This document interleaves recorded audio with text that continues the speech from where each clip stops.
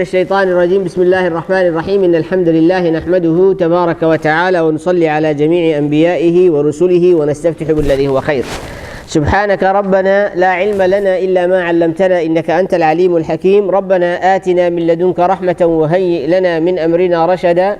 نعوذ بك اللهم من شرور أنفسنا وسيئات أعمالنا، من يهده الله فلا مضل له ومن يضلل فلا هادي له، ونشهد أن لا إله إلا الله وحده لا شريك له، ونشهد أن محمدا عبده ورسوله صلى الله وسلم عليه وعلى آله وصحبه. أما بعد. السلام عليكم ورحمة الله تعالى وبركاته. We ask Allah subhanahu wa ta'ala to accept us and make us sincere and give us the greatest reward and grant us knowledge. Make us among those who are guided by the Quran and shielded and protected also from hellfire, insha'Allah. May Allah increase our knowledge and increase our practice of that. We are in Surah Raad, and as I told you, it's very difficult, honestly, seriously. This is the one that I have to read and it's still sometimes very difficult. Okay, I read 5, 6 Tafseers, but it's still it's the most difficult surah. Okay, we huh? In what sense it is difficult? You didn't come before classes. It's all science. Okay, this is what we said. Surah is science of Iman. It's an integral calculus. Yes. Sign is S-I-G-N. Huh? Sign is S-I-G-N, not S-C. No. I mean S-C-I-S-N. Science. What do you mean science? Not in addition to science. Yeah, no. I mean science as the knowledge of nature. That is what I mean, science, not signs. So yes, it is a science of Iman. So we are in this example of the profile of those who have responded to the call of Allah subhanahu wa ta'ala. And Brother Michael has summarized that last week in 11 qualities. Those 11 qualities that practice, attribute, characters, behaviors that if we want to be among those who are responded to the call of Allah, we have to acquire these 11 qualities. And the first one was istajabu. They responded to the call of Allah. In Surah Al-An'am, Allah said to describe the response of people to the call of Allah, said in Surah Al-An'am, and we went through that, إِنَّمَا يَسْتَجِيبُ الَّذِينَ يَسْمَعُونَ وَالْمَوْتَى يَبْعَثُهُمُ اللَّهُ. Because the Prophet ﷺ gets frustrated, calling upon the people around him day and night, by all means and ways, but sees no response, as if has nothing happened. So get frustrated and complain to Allah. Is there anything wrong I'm doing? That his question. Why I don't see response? No matter even if it is negative, but I want to see response.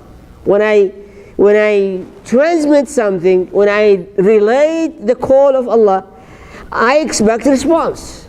But most of the time, as if nothing happened. So Allah told him, you know what? إِنَّمَا يَسْتَجِيبُ الَّذِينَ يَسْمَعُونَ. Whom you expect to respond if you call? If I am calling you, definitely all of you will respond. But is there anybody that can't respond or will not respond among all people in the masjid on Friday? Who is deaf? Huh? The deaf. Who are the deaf people will not respond. And Allah told him, these who do not respond, they are deaf. Basically, they didn't hear you at all. They are just like the wall standing in front of you. So, what does that mean? I mean, if you are a mu'min and you have Iman should move you to respond. You can't go by as if you have not heard it. And so Allah told him, if you have done your work and you relate to them many times in many ways and you see no response, basically they are deaf. They never give it attention, they never heard it. And you know, many times there are things that we don't like, we don't hear it, right? First of all, our ears are always open, right? And everything around us goes through it. But many of it, we never respond to it because we are deaf to it. We didn't hear it. You go to the mall or you go to all this noise and here and there and this music and this, you never respond to it because you are deaf to it. It's not really you are deaf. No, you have no interest whatsoever to give it attention or to listen to it.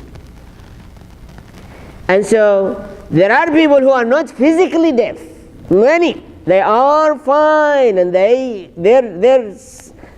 ears working fine. But they do not respond to something. It is usually something I'm not interested or I don't like. I do not respond at all. But is that possible toward the call of Allah? And we said last time, if only your father is calling you and you don't respond, can you just ignore and never respond to your father? What does that mean? Huh? Or your wife, or your child, or someone that is related to you, you have no choice except to respond. And in the first call, not just 3, 4, 5 times. So it is Allah who is Qayyum. Allah who is maintaining us, protecting us, watching over us, providing for us, sending unlimited number of bounties, calling upon us.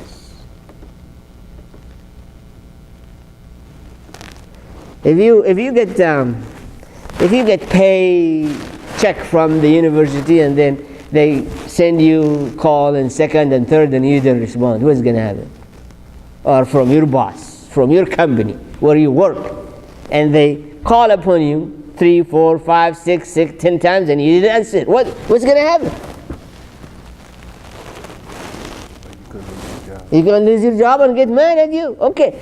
Well, Allah is saying, I am sending the paycheck on time.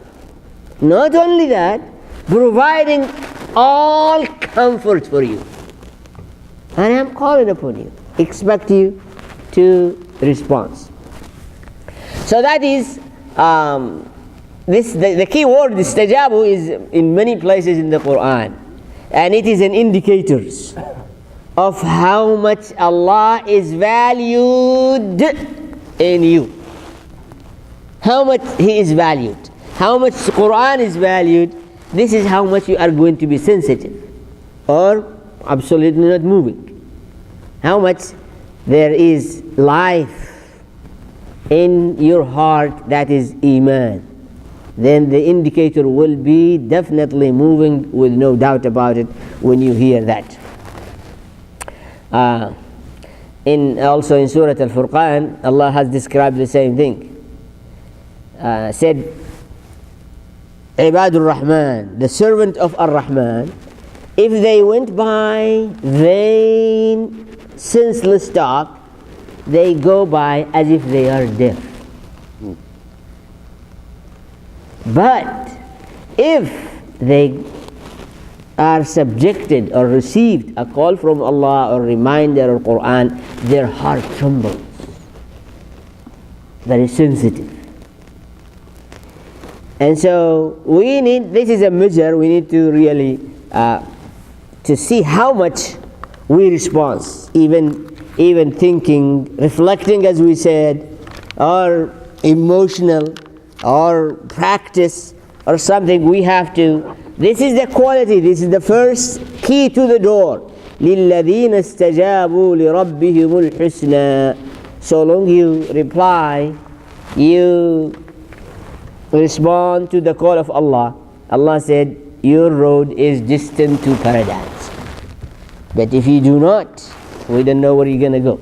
So this is, we said the profile, there were 11, and that was the key. First one is they respond. And the second one was, and then we'll go on, but just these two are important. And the second one was what? Anybody remember? They know. They know. Okay? It's not enough to believe. You must know this Quran is truth.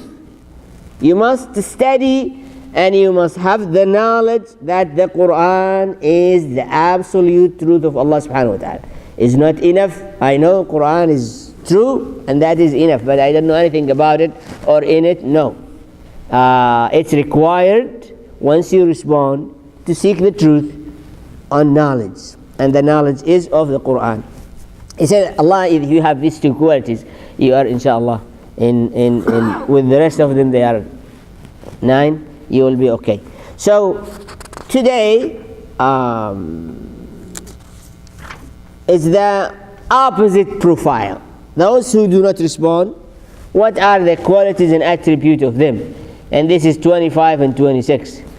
And Allah has, as you, when you look to the Quran, Allah has given 11 verses to describe the believers, and only 2 or 3 to describe the non-believers, because they are insignificant to Allah.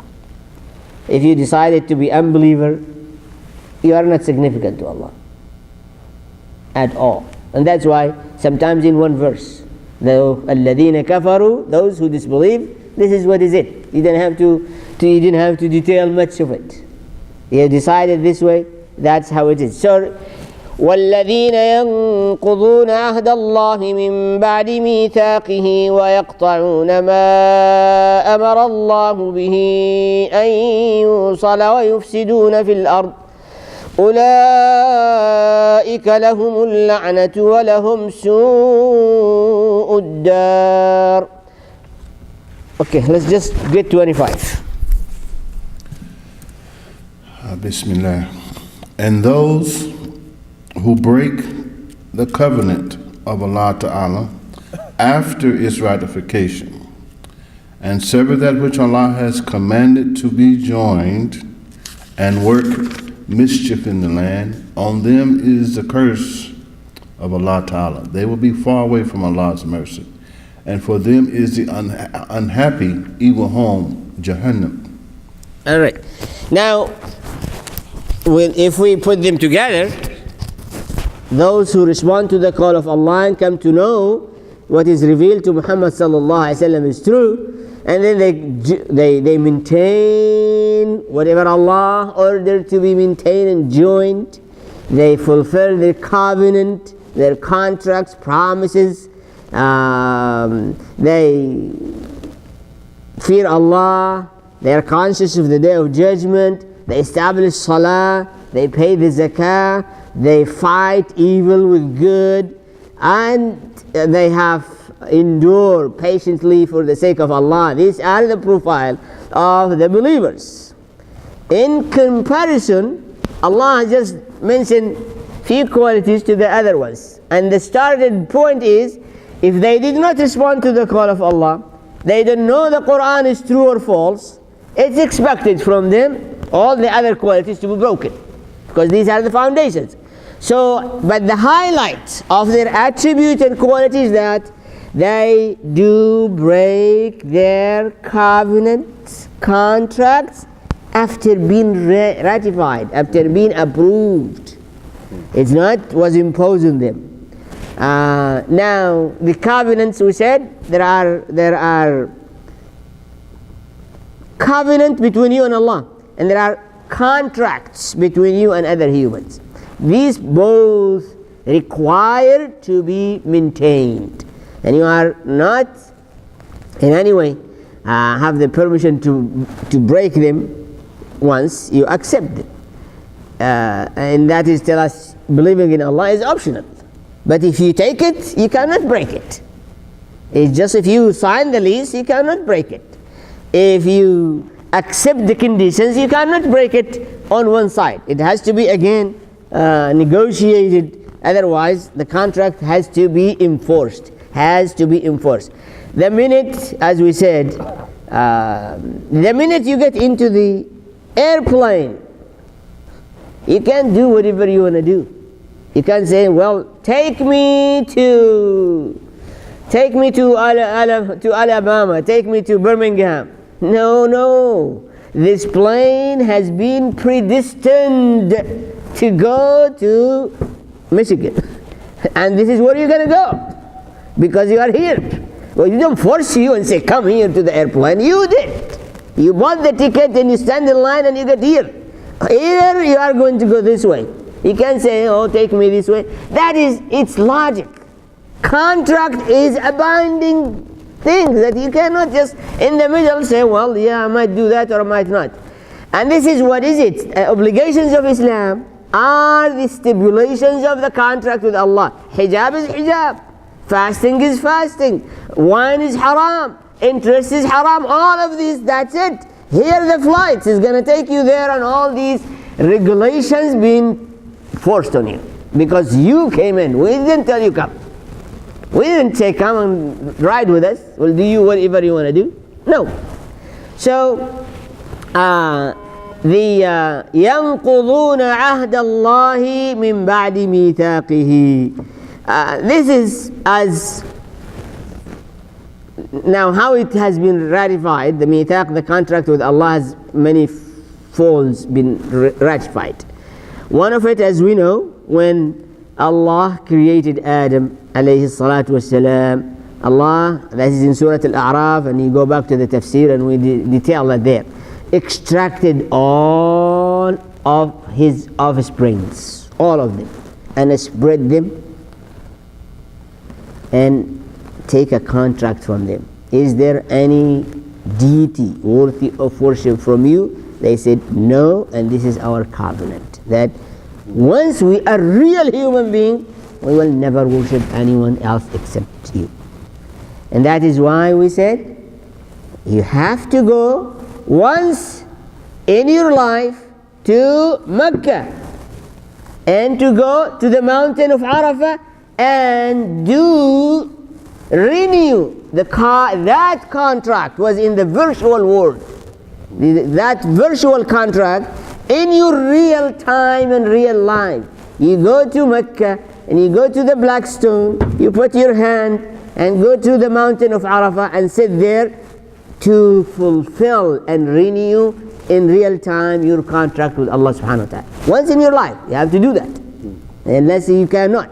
So that is how the contract of Allah been established in virtual world when Allah created Adam and extracted all his children, took from them the contract and say to them, once you are in the real life, real time, real world, you have to go and confirm that. And that is what Hajj is. And that's what Hajj is to go and confirm that covenant. The other things, as we know, we are provided with shelter, sophisticated shelter, right? This earth is the most sophisticated shelter. Home, food, air condition, light, all comfort that you need are provided on the surface of this earth. Well, the contract is the provider has to be acknowledged or pay the bills. That is a contract. As Allah said, you use my blessings and bounties, and I will never stop them on you even if you rebel. But you are breaking the contract because you use and you refuse to acknowledge, nor that is not accepted in this life. You use something, you have to pay for it. Is there anything you can use without paying for it? Okay, we are using all of these. We are using the sun, right? We are using the trees and the plants and the green. We are using the water, the cloud, the ocean, the animals, all of these. Okay, any one of you have created one of these? Is it your own earning things? No. Okay, say you are using all of these, and you must acknowledge. That is the second form of contract. It's so long. You are by your choice taken. Allah is merciful. He will not punish you using it and deny Him. That's fine, because He said there is a day where I'm going to bring you and ask you why you have used all of these, and you never pay attention to it, or you never show gratitude to it. The other contract, the other form of contract with Allah subhanahu wa ta'ala, that Allah has sent messengers, and those messengers have met with acceptance. Humanity throughout the history, every prophet, he gets some rejection and some acceptance. The acceptance is another contract, because it is something truth, and the people who are neutral, who are fair, who are rational, who are seeking the guidance, they respond to the guidance. They are witness against you who rebel without foundations. They accept based on foundation, which is revelations, miracles, prophets. You refused without foundation. You rejected on what basis? You rejected the prophet on what basis? The people who accepted, they have seen the prophets, they were models, they have seen their personality, their credential, their credibility, their truthfulness, also their miracles and their deliverance. So their acceptance was based on evidence. You reject on what basis? What basis? Absolutely no basis. That is another violation of your contract, because you have to justify why you reject. Do you have miracles? Do you have authority on the universe? Do you have revelation? Are you partner with Allah? Can you control anything? No. Okay, what basis you reject? And see that the normal things, that there is a prophet and has all proofs for you, and the rejection has really no foundations, no logic behind it, no proofs, no evidence. And somebody, like here, somebody deny the existence of the United States. Okay, how can you prove that? Can you prove it? This is exactly how the kafir is, just that's it, denying Allah. Okay, do you have any proof? Allah said fine, just show us foundations, thinking, proof, evidence that the United States doesn't exist. You live here, you drive, you use all the services that provide, and you say it doesn't exist. Does that make sense to you? Well, that's why Allah said the believers, they are fool. Really, they are kind of fool. So that is الَّذِينَ يَنْقُضُونَ عَهْدَ اللَّهِ. That is what we mean by بَعْدَ مِيثَاقِهِ. After it has been ratified, I give you examples how the contract with Allah being accepted and being is the norm of life. And when you break it, you have no evidence to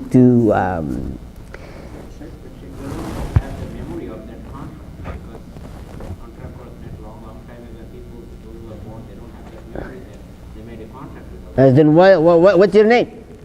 Why your name Ahmed? You are the reminder. Yeah, that's why Allah guaranteed to have people all the time exist who are obedience to that contract as an evidence, a continuity, as an evidence of those why you reject. Look at these people who accept. Why you reject? If these abiding people of the contract discontinued, you are right. If one time or point of time that there is no believer whatsoever on earth, then you can say, yeah, I never heard of it and it is discontinued. But Allah said, I guarantee. What? I guarantee this book will last forever. As a reminder, look into it. And I guarantee some believers will stay fulfilling this covenant all the time, to be a witness against you in your time and in your conditions. So there is that argument has no foundations, because the continuation is guaranteed to be there by the existence of Muslims, believers, good behaviors, faithful people, and the revelation. And not only that, Allah guaranteed that if you ask Him, will respond to you. Say, I was always there. Have you asked me to guide you? And I said no. If you are sincerely looking for something, have you sincerely called upon me? And I said no. Now I will. And also Muslims required what? Required to keep the reminders up to its conditions. That's what is the job of the Muslims. With the Quran, they have to keep doing the da'wah. That's what it is. So as a reminder. But even if without this, as we remember, the reminders everywhere. And we said one of it is death. Okay, why you die? Do you want to die? Why you die? Why we are born, lived and die? Why? You have to ask yourself, why? Process. Well, then it must mean somebody is taking you to a certain way, to a place. You are being taken in a path. Yes. And so, even that's why Allah has given no excuse for the unbeliever. No excuse. You have no way to justify your denial of Allah. You have absolutely no one. Have a reason to justify, logic, rational, whatsoever. If nothing else except death, it's enough. Why I die? Have to question. And come up with explanation. Come up with anything you want. You see the elder guy, like me, and I don't know who's older than me. I am still, as I was youth, still eating the same food and better food, and health care, and better clothes, and better house. All things getting better, but I'm getting worse. I'm not getting better at all. When I was a child, my family was poor, and I got just whatever they have. The condition has getting better, but I'm not getting better. Ask the doctor, right? Anything is missing in your life? Food is not bad, not good anymore. Health, house, everything is same or better, but you are not going to get better. You are not. Well, physically you may not get better, but you may get better spiritually. No, we are talking you're going to go somewhere. Yes, this means you are coming to an end. Where this end? Going to end you, is going to end up you with where? I am basically moving forward. To where? I have to ask myself. You know, Sheikh, he's supposed to answer that when your one cell dies, the other cell will just come back. It's not as strong. That's why you take steroid. Except or not all cells are replaced. You know that. I'm thinking your cell is strong. Not all cells replaced. The cells of your senses never replaced, never degenerate. That's why you have to have glasses, and this one getting weak. The rest of the cells in your body, they are renewed and recreated all the time, but the cells of senses, no. Once they get weak, when they die, they are finished. And that's why you become blind, or you become deaf, or you become, all senses, their cells are not renewed. Because these are where the limits Allah wants it, otherwise you're going to be God, you're going to claim you're God. Yes. Inshallah, everybody here understands what you're saying, and I know it's strong. But what do you say to that person, talking about death? You die, it's a process, and from here, inshallah, you go. But that person that just has no faith, no belief at all, they just say, oh, well, I die and I die, that's it. What do you say to that person? They have put on themselves mental blocks. Why you don't go deep and ask, is there any answer somewhere for me being subjected to death? Because what does mean death? Means there is will over my will. Okay? If you are, just like we say, in this life there is a will, or there is a stop sign over there. What does it mean? There is a will behind it. Someone put it for purpose and force it on you. So these, that stages we go through, it reflects will.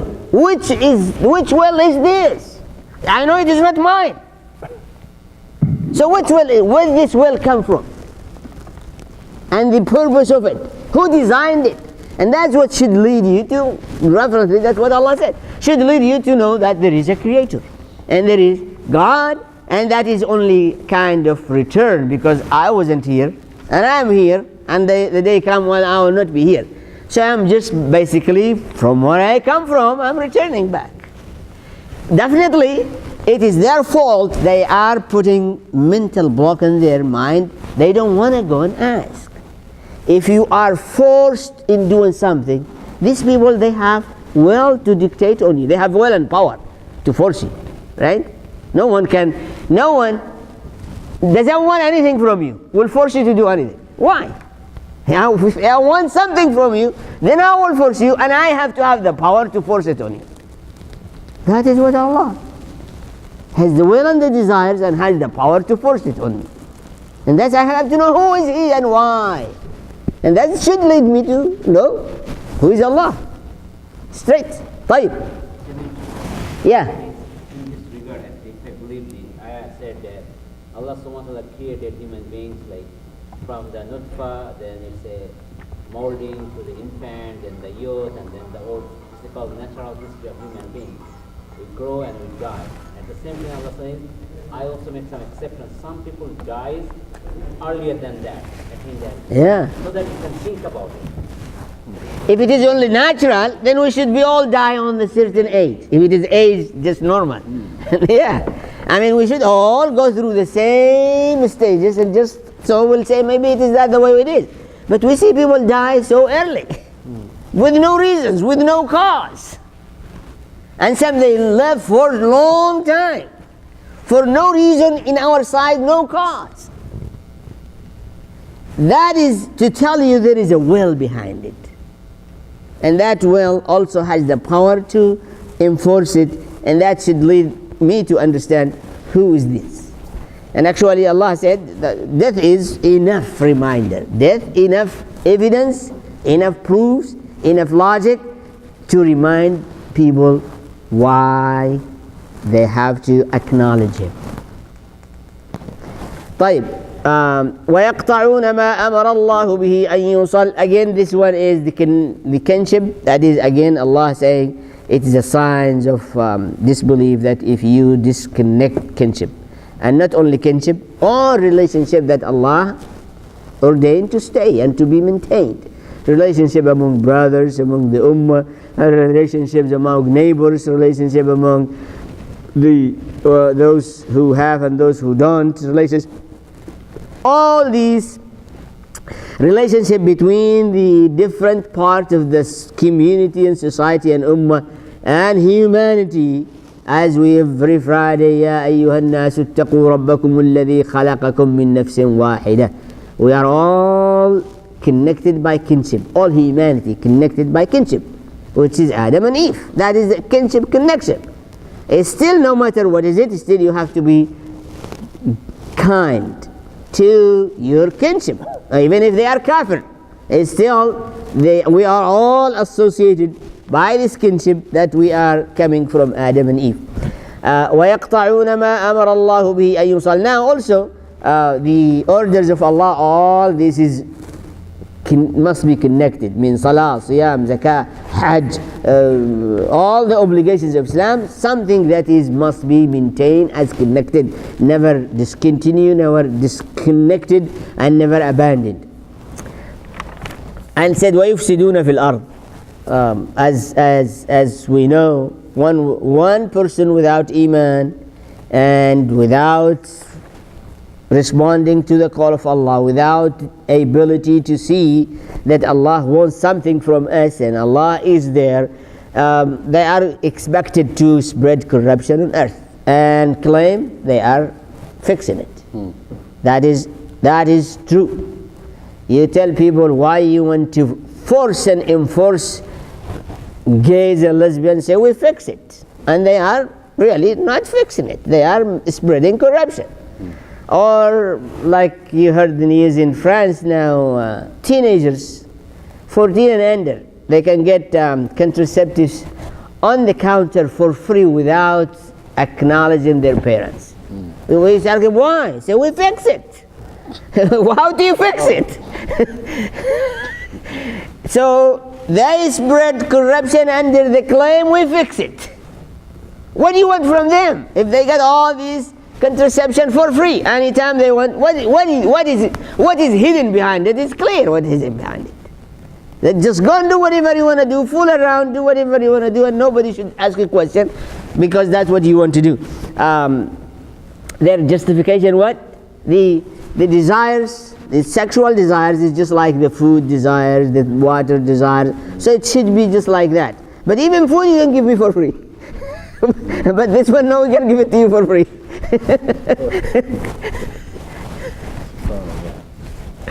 So يفسدون في الأرض. What you look is really spreading corruption, basically immorality. That is what the end result of their mentality, their thinking is multiplying, filling the earth, as Allah said, with immorality in all aspects. You go around, and actually they set trends. You know that? United States started with this drone, and probably you know right now Pakistan is producing their own drones, and they are going to use it against America in Afghanistan. Once you give your license to kill some other country's citizens, well, someone else would do it. They are with China producing the most sophisticated drones in Pakistan, and they're going to use it in India and everywhere. What is this? Something called drones. I don't know what is it. Drone? How you spell? Drone. D-R-O-N-E. Don't worry about it. Unmanned aircraft that they operate with a remote, and they shoot you with bombs, and drop bombs. Not only that, Iran and everybody is just start doing the same thing. Why only you? And it's going to be, imagine they kill American somewhere. Oh, well, he was something, he was a spy, or whatever claim they can make. The world is going to go chaos, really.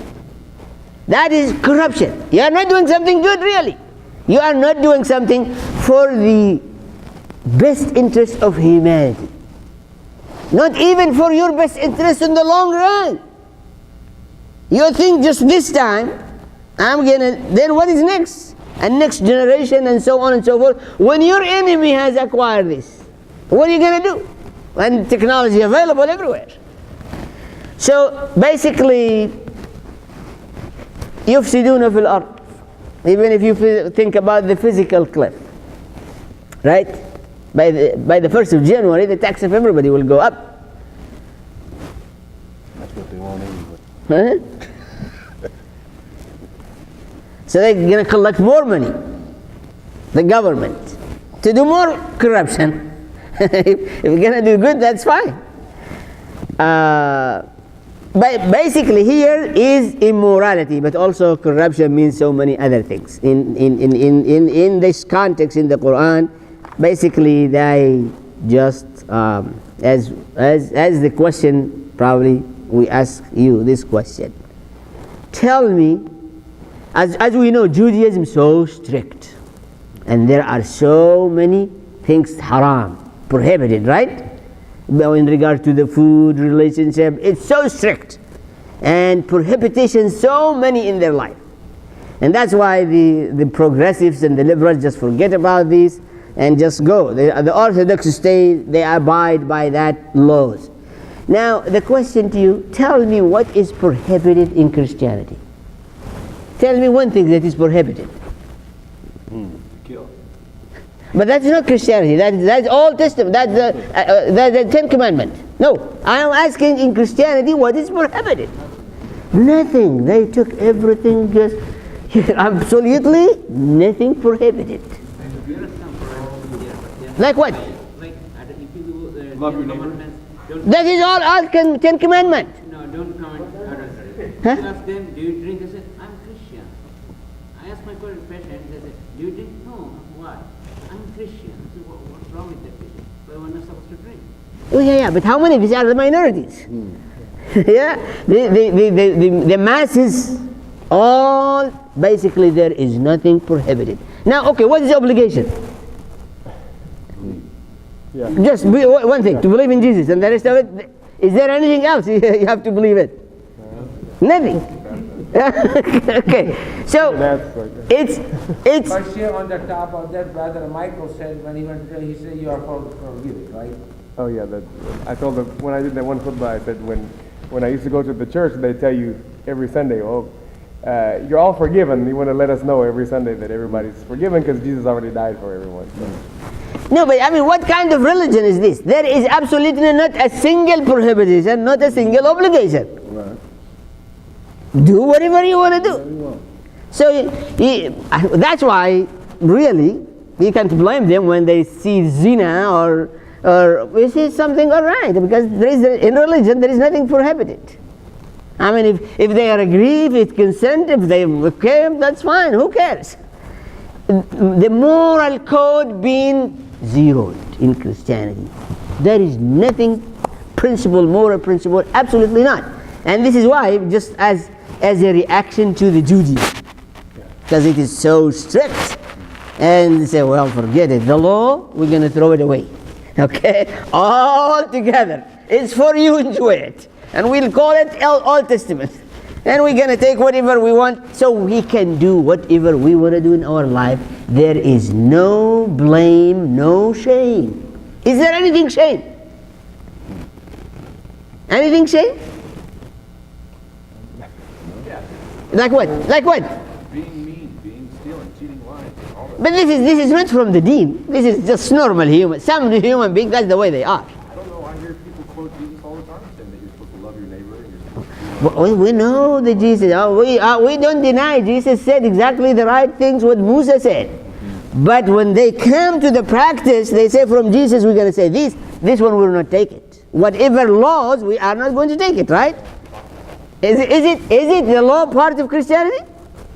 No. for some Christians. Some who? Tell me an example. Like who? Huh? What they do? Oh, they have to go to the priest and do confession. Thank you for good example.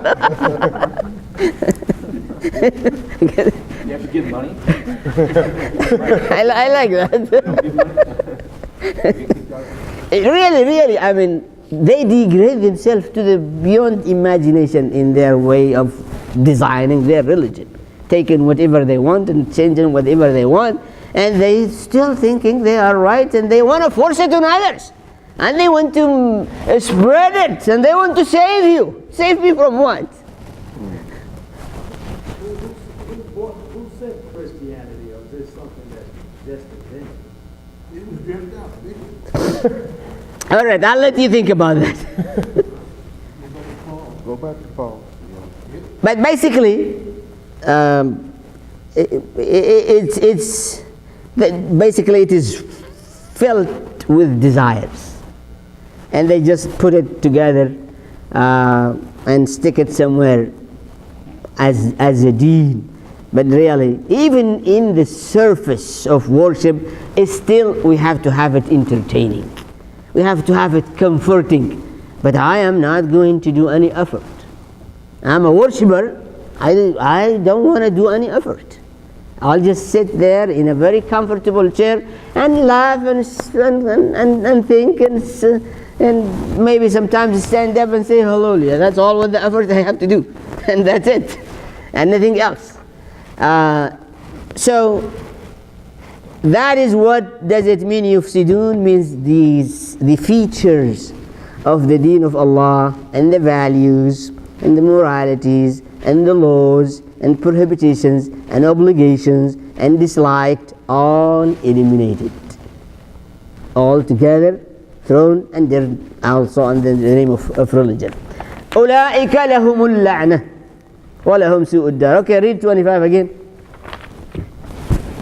And those who break the covenant of Allah Ta'ala after its ratification and sever that which Allah has commanded to be joined and work mischief, spread corruption in the land. On them is the curse of Allah Ta'ala. They are far away from Allah's mercy.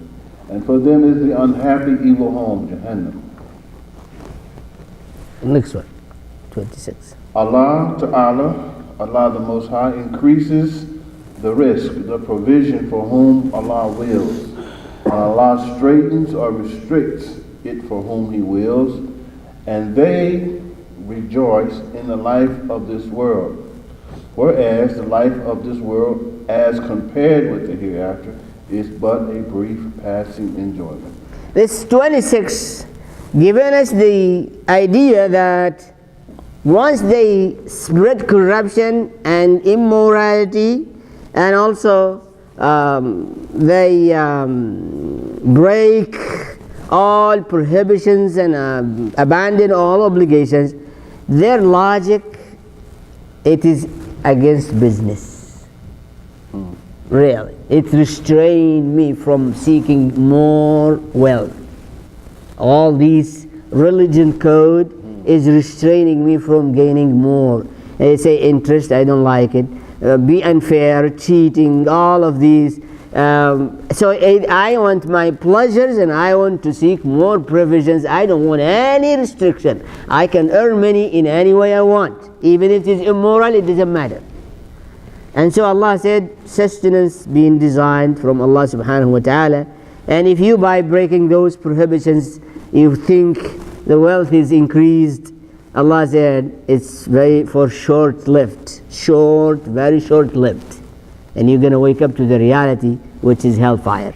So you are in a state of illusion to think this is a purpose, that more wealth and more pleasures and more desires to be fulfilled is a goal, an objective for humanity to live on earth. You are absolutely wrong, especially if you understand that rizq, sustenance, is given from Allah subhanahu wa ta'ala. And Allah sometimes, as you can tell, you do all of this and still your rizq is tight. And you can think, go look to Wichita.